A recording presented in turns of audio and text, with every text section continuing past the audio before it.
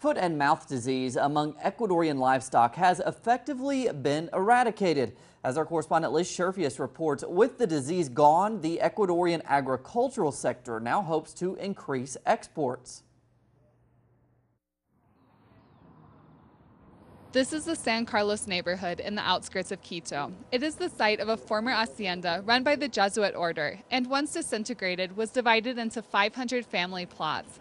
The lands of the hacienda, once growing corn, beans, potatoes, and wheat, are now developed or unfit for agricultural production. Residents of San Carlos are seeking to promote food sovereignty through redistribution and collectively make these lands productive once again. In the view of residents, they would gain these rights through the land law, currently being debated in Ecuador's National Assembly. First, there was the creation of an organizational structure of the sanitary sector, in having trained professionals, making a network throughout the country to be able to have a strong and structured sanitary base, apart from fundamental agricultural policies. The land law seeks to ensure food sovereignty, redistribute land, and stimulate national agricultural production. The National Assembly would be responsible for determining which lands, if unproductive, would be expropriated. If the law is approved, the National Assembly would create a lands fund, providing credit and support to those campesinos seeking greater access to land.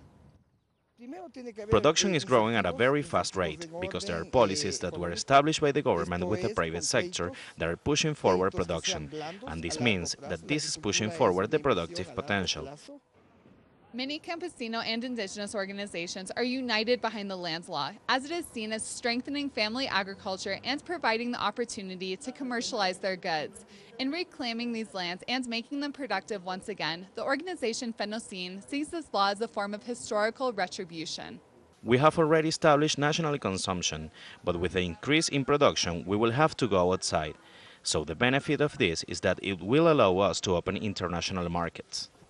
Under discussion, the land law will work to eliminate the concentration and fragmentation of lands and provide greater access to those campesinos seeking to provide food for their communities and stimulate national production.